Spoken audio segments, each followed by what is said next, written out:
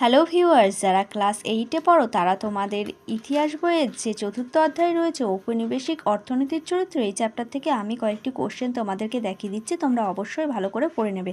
তাহলে দেরি না করে কোশ্চেনগুলো দেখে নাও।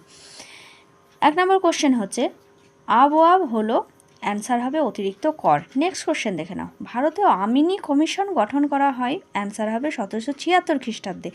নেক্সট কোশ্চেন বাংলায় 76-এর মন্বন্তর দেখা দেয় 1770 খ্রিস্টাব্দে, অ্যান্সার।